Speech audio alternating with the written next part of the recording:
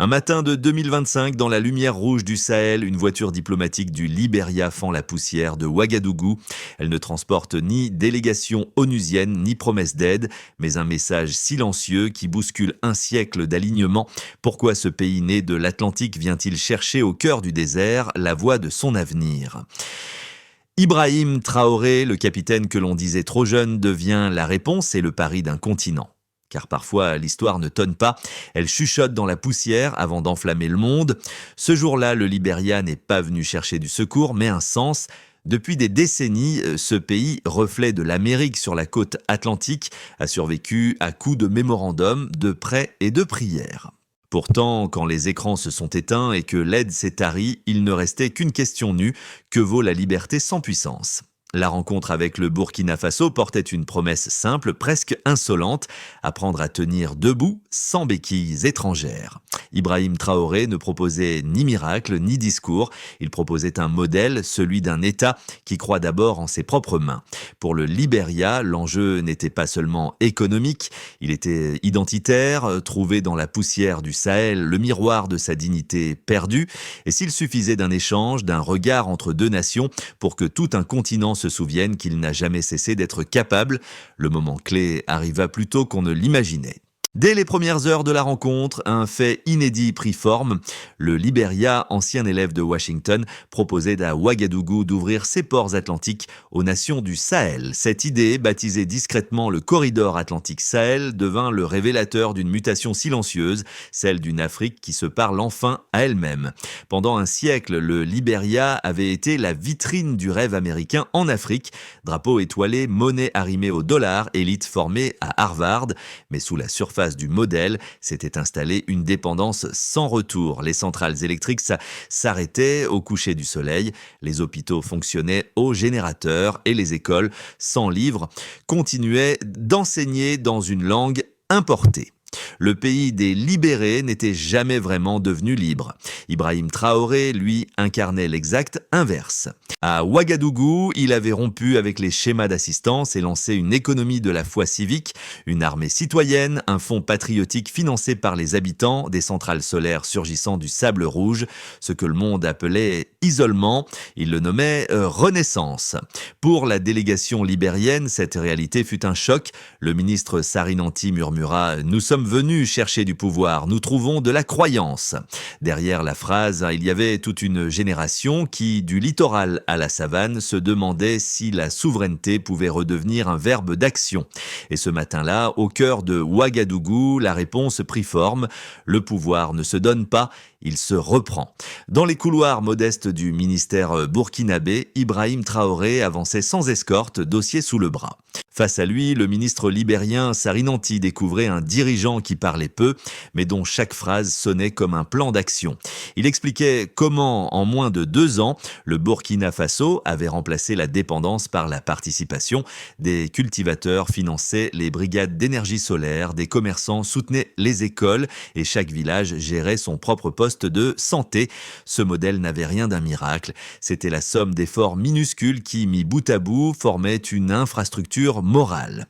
Là où l'Occident voyait pauvreté, Ibrahim Traoré voyait potentiel. Nous n'avons pas moins que les autres. Nous avons oublié combien nous valons. Ces mots, simples et nets, frappèrent les délégués libériens plus fort qu'un discours diplomatique. Quelques jours plus tard, un premier groupe d'ingénieurs libériens resta sur place pour observer les installations d'énergie du Sahel. Ils virent des câbles posés à la main, des générateurs artisanaux, mais aussi des visages illuminés par la fierté. Un pays qui s'était longtemps cru condamné à attendre l'aide étrangère redécouvrait qu'il pouvait produire de la lumière par lui-même. Et c'est là que résidait la vraie leçon de Traoré.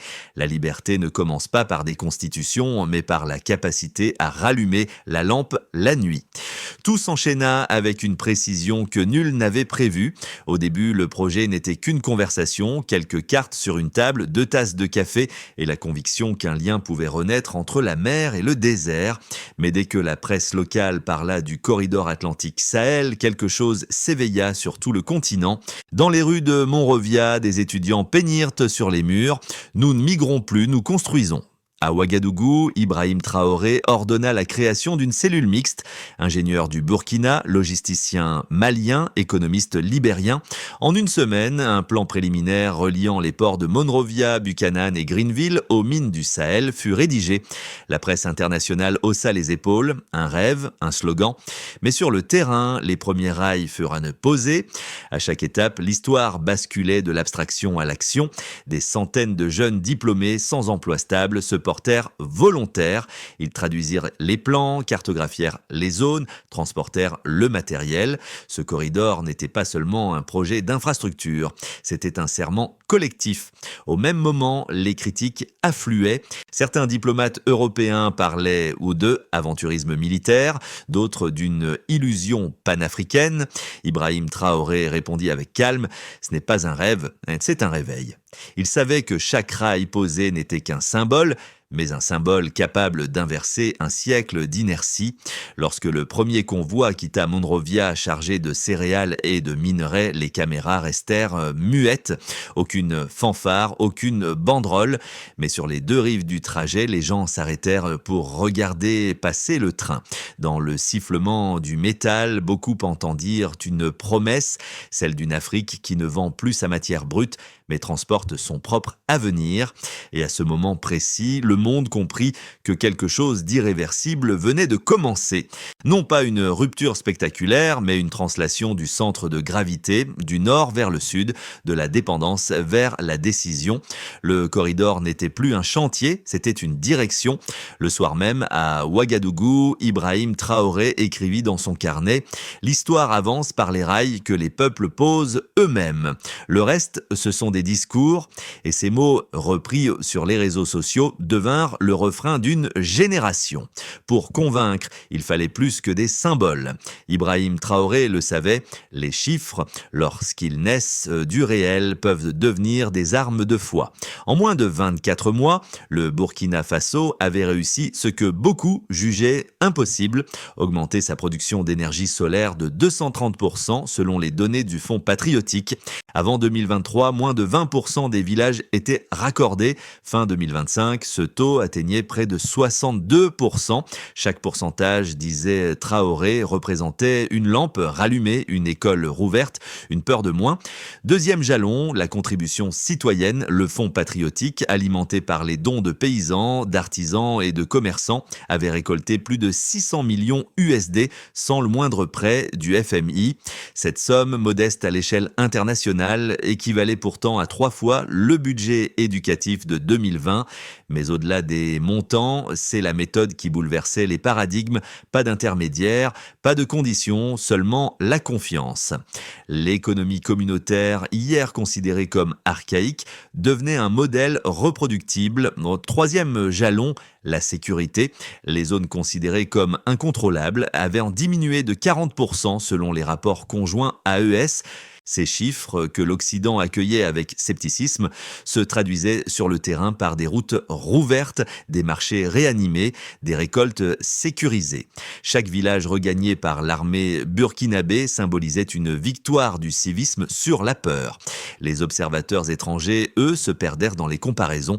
Ils parlèrent d'effet Traoré sans comprendre que l'essentiel n'était pas la croissance, mais la cohésion. Le Libéria, en voyant ces indicateurs, lança sa propre phase pilote. Un mini-fonds communautaire de 10 millions USD collecté en 6 semaines seulement. Un record pour un pays dépendant, signe que la foi pouvait circuler aussi vite que l'argent. Derrière ces chiffres se dessinait une équation nouvelle, souveraineté, participation, X persévérance. Et dans cette formule, Ibrahim Traoré n'était plus une exception, mais un précédent. Les statistiques du Sahel devenaient la grammaire d'une Afrique qui prouve avant de proclamer. Dans tout mouvement naissant, les sceptiques ne manquent jamais. À Monrovia comme à Paris, certains affirmaient que le modèle d'Ibrahim Traoré ne tiendrait pas une décennie.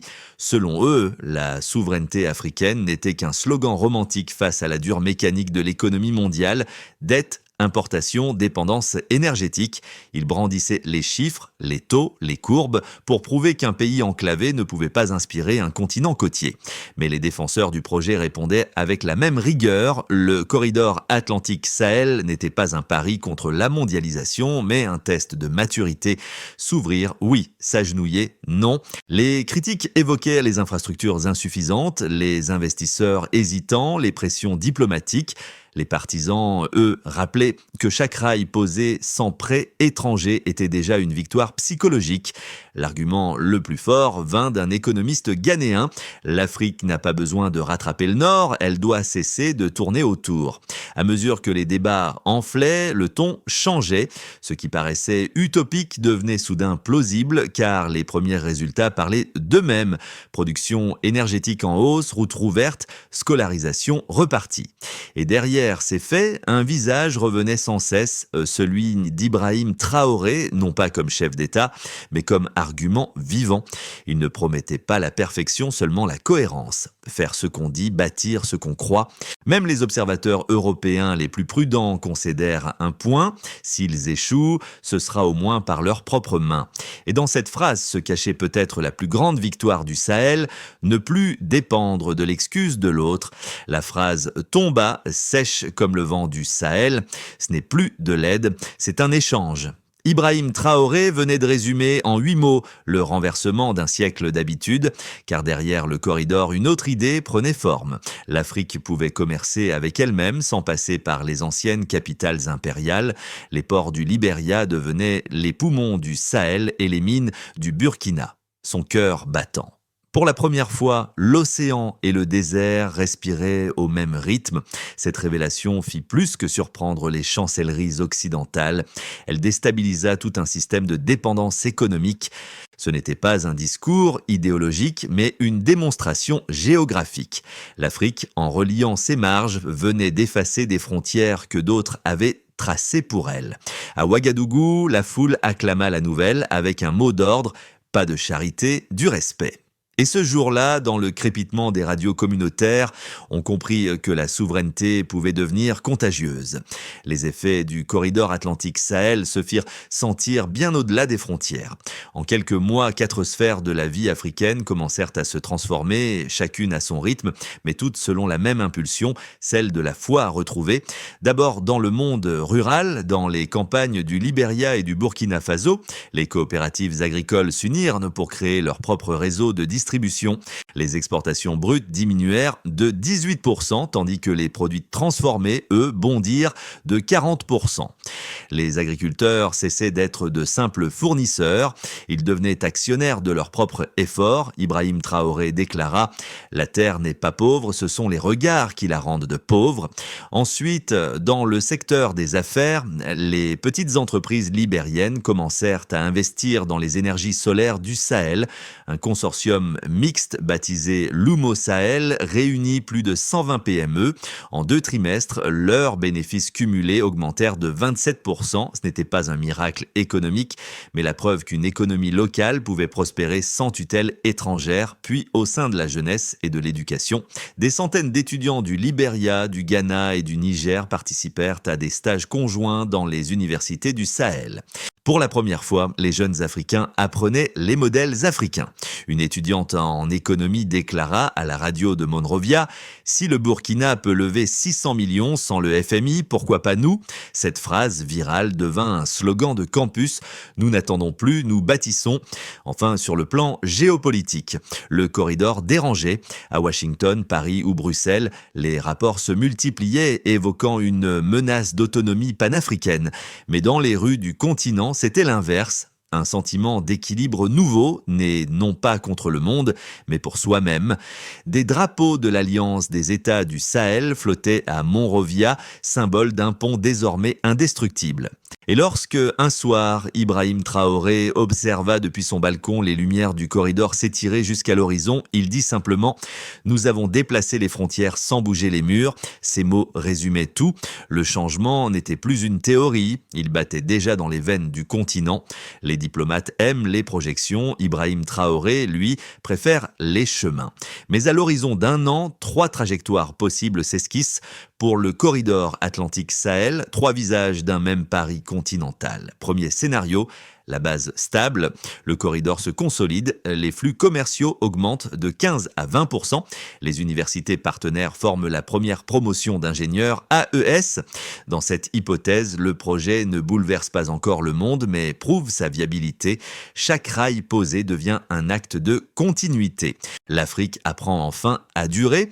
Dans un scénario plus optimiste, si le Libéria parvient à fédérer les ports voisins, Sierra Leone, Ghana, Guinée, l'axe atlantique pourrait se transformer en corridor de 1200 km d'intégration logistique, reliant 6 pays. Les fonds communautaires dépasseraient alors le milliard de dollars et l'alliance du Sahel se muerait en alliance atlantique sahélienne. L'Afrique s'observerait dans son propre miroir, sans détour par Washington ni Paris, enfin dans le scénario de la tension maximale.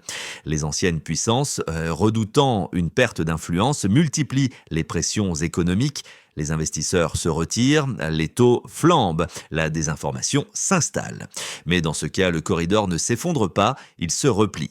Les nations du Sahel ralentissent sans céder. Ibrahim Traoré répète alors à ses proches « Si la foi s'essouffle, que la patience prenne le relais. Quel que soit le scénario, une certitude demeure, le mouvement est lancé. Et s'il devait échouer, il aura au moins redéfini la notion même de dépendance. Car désormais, le risque suprême n'est plus d'échouer, mais de ne pas essayer. Le souffle du corridor ne resta pas confiné aux chancelleries. Dans les marchés, les cafés, les campus, une même phrase circulait « Nous pouvons le faire nous-mêmes ». Ce n'était pas une campagne, mais un élan. Au Libéria, les jeunes transformèrent des slogans en initiatives. Nettoyage des ports, ateliers d'entrepreneuriat, coopératives de recyclage. À Ouagadougou, Ibrahim Traoré soutint discrètement ces gestes, déclarant « Ce que les peuples font sans ordre vaut plus que 1000 discours ». Les artistes s'en emparèrent. Une chanson intitulée « De la mer au sable » grimpa en tête des radios locales. Dans son refrain, un vers simple « Le soleil du Sahel éclaire nos mains ». Sur les réseaux, des millions de vues, des visages, des gestes ordinaires, l'éveil prenait forme. Non plus comme une idéologie, mais comme une émotion collective. Les mères, dans les quartiers de Monrovia, racontaient à leurs enfants qu'autrefois on attendait l'aide étrangère pour réparer un toit. Aujourd'hui, elles disaient « Nous avons appris à lever la tête avant de lever la main ». La souveraineté devenait un mot intime, presque domestique, et dans les rues poussiéreuses, les lampes solaires brillaient comme des promesses tenues. Ce n'était plus l'histoire d'un homme ou d'un projet, mais d'un rythme nouveau, celui d'un continent qui réapprend à battre selon son propre cœur. Le succès du corridor ne repose pas sur des discours, mais sur une méthode. Dans ses réunions, Ibrahim Traoré la résume en 5 étapes simples: penser, unir, produire, transmettre, protéger. Chaque mot se traduit par une action mesurable. Première étape, penser. Les universités du Sahel et du Libéria ont lancé un programme commun de recherche sur l'autonomie énergétique. Objectif, former 500 ingénieurs par an capables de concevoir localement les équipements solaires. Deuxième étape, unir. Les États membres de l'Alliance du Sahel ont convenu d'un calendrier d'interconnexion ferroviaire et portuaire. D'ici 12 mois, 2 lignes pilotes doivent relier Ouagadougou à Monrovia via Bamako. Troisième étape, produire. Un fonds africain de développement alimenté par la diaspora est en cours de constitution. Chaque contribution, même minime, est répertoriée publiquement pour garantir la transparence. Quatrième étape, transmettre. Des écoles professionnelles locales adaptent leur formation à la maintenance énergétique afin de réduire la dépendance technique vis-à-vis de l'étranger. Enfin, cinquième étape, protéger. Enfin, un volet sécuritaire commun vise à garantir la stabilité du corridor face aux menaces transfrontalières. L'objectif n'est pas la militarisation, mais la continuité du progrès. Cette feuille de route, modeste mais concrète, illustre ce que Traoré répète souvent: la souveraineté ne se déclare pas. Elle se planifie. Et pour la première fois depuis des décennies, le mot avenir se conjugue au présent. Au crépuscule, Ouagadougou se teinte d'or et de poussière. Sur la terrasse du palais, Ibrahim Traoré observe le vent du sud, celui qui vient de la mer. Il songe à ce jeune ministre libérien qui, quelques mois plus tôt, murmurait « Peut-être devons-nous réapprendre ce que veut dire être libre ». Ces mots simples sont devenus la boussole d'un continent. Dans le corridor désormais vivant, les trains glissent lentement entre les dunes et les villages illuminés. Les enfants agitent la main à chaque passage, comme s'ils saluaient le futur. Rien n'a été conquis par la force, tout a été bâti par la foi. Le Sahel n'est plus ce désert de renoncement, c'est un champ de promesses. Ibrahim Traoré le sait, les révolutions les plus durables ne se créent pas, elles se cultivent. Et dans ce silence vibrant, l'Afrique se découvre elle-même, non plus dans le regard des autres, mais dans le reflet de ses propres lumières. Car il ne s'agit pas seulement d'un projet, mais d'un rappel. Le courage d'y croire précède toujours la victoire. Sous les étoiles du Sahel, une idée circule de bouche en bouche. L'avenir n'attend plus l'autorisation. Ce n'est ni un slogan politique, ni une prophétie. C'est un murmure collectif né du sable et du sel qui relie Ouagadougou à Monrovia. Ibrahim Traoré le répète souvent, la lumière que nous cherchons n'est pas au nord, elle est en nous. Et si chaque Africain, où qu'il soit, rallumait une seule lampe, posait une seule pierre, enseignait une seule vérité, celle de la dignité retrouvée, alors le continent brillerait sans attendre qu'on lui tende la main. Cette vidéo, cette histoire n'est pas un adieu mais un commencement, parce qu'il n'y a pas de spectateurs dans la construction d'un destin, il n'y a que des bâtisseurs, visibles ou anonymes, qui choisissent d'y croire. Alors, si vous pensez que l'Afrique n'a plus besoin de permission pour avancer, écrivez Africune ci-dessous et partagez cette conviction, car les révolutions silencieuses commencent toujours par un mot.